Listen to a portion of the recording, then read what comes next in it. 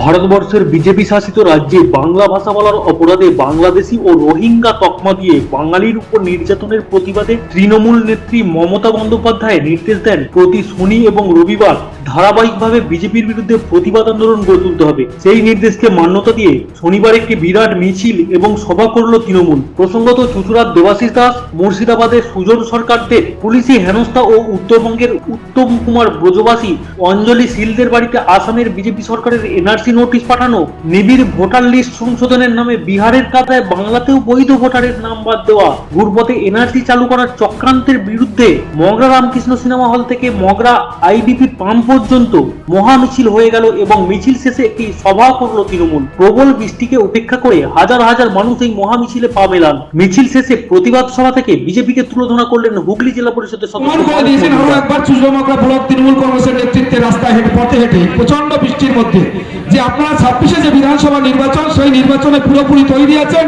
এই বিধানসভাগুলো পরে যে জায়গায় মিটিং, তার পার্শ্ববর্তী বিধানসভায় বিজেপিকে শূন্য করে দেওয়ার জন্য তৃণমূল কংগ্রেস কর্মী যারা আমাদের এই রাজ্যে দীর্ঘদিন ধরে সিপিএম, পরবর্তী সময় বিজেপির বিরুদ্ধে আপনারা লড়াই করে চলেছেন। আপনারা প্রতি মুহূর্তে আপনাদের যে সব থেকে সেরাটা সেটা উপহার দেওয়ার চেষ্টা করেন। আপনারা ইতিমধ্যে দেখেছেন যে ভারতবর্ষের বিভিন্ন রাজ্যে, বিজেপি শাসিত রাজ্যে বাংলা ভাষাভাষী মানুষ যারা, সে হিন্দু হোক বা মুসলিম বা শিখ হোক বা ইসাই, তাদের উপরে আক্রমণ চলছে বাংলা ভাষা বলার জন্য বাংলাদেশি তকমা দিয়ে। তাদেরকে কখনো আমরা দেখছি ভারতের যে বর্ডার, সেই বর্ডারের উপরে ভারত বাংলার সরকারের সাথে কথা না বলে পাঠিয়ে দেওয়া হচ্ছে। আবার পরবর্তী সময় বিএসএফকে যখন বাংলার সরকার চাপ দিচ্ছে, তাদেরকে ফেরত নিয়ে আসতে বাধ্য হচ্ছে।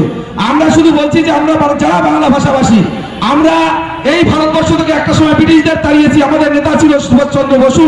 তো আমরা সেই সুভাষচন্দ্র বসুর নেতৃত্বে আমরা আমাদের পূর্বসূরীরা একটা সময় দল করেছে ব্রিটিশদের বিরুদ্ধে। আজকের দিনে মমতা বন্দ্যোপাধ্যায়ের নেতৃত্বে সারা বাংলা ঐক্যবদ্ধ।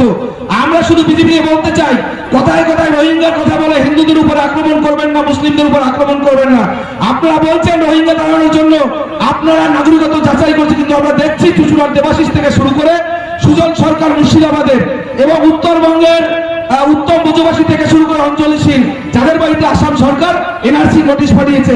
বাংলার মানুষের কাছে পরিষ্কার হয়ে গেছে যে আপনারা বাঙালি বিদ্বেষী। আপনারা যতই রোহিঙ্গার কথা বলুন, যতই বাংলাদেশি মুসলমানের কথা বলুন, আসলে আমরা বাঙালি বিদ্বেষী।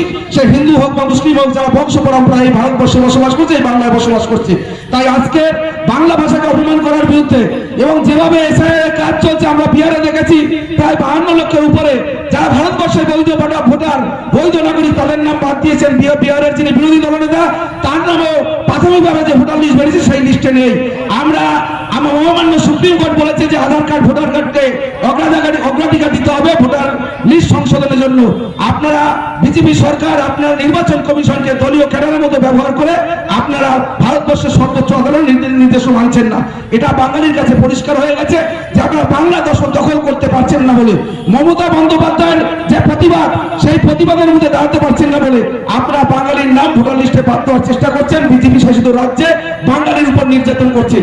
তাই সেই জায়গায় দাঁড়িয়ে আজকে যারা মিছিলে পায়ে হেঁটেছেন এবং পার্শ্ববর্তী যারা মাইক্রোফোনের আওয়াজ শুনছেন, সকলকে ঐক্যবদ্ধ হওয়ার ডাক দিচ্ছি আমরা আজকের এই মঞ্চ থেকে।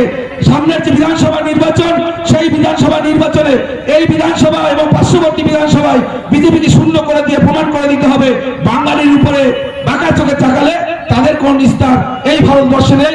যখন তাদের নেত্রী হয় মমতা বন্দ্যোপাধ্যায়, নেতা হয় অভিষেক বন্দ্যোপাধ্যায়। যারা মিছিলে এসেছেন তাদের সকলকে আরো একবার প্রণাম, শ্রদ্ধা, সম্মান, সালাম জানিয়ে আমি আমার বক্তব্য শেষ করছি। জয় হিন্দ, বন্দে মাতরম। তৃণমূল কংগ্রেস জিন্দাবাদ, মমতা বন্দ্যোপাধ্যায় জিন্দাবাদ, অভিষেক বন্দ্যোপাধ্যায় জিন্দাবাদ।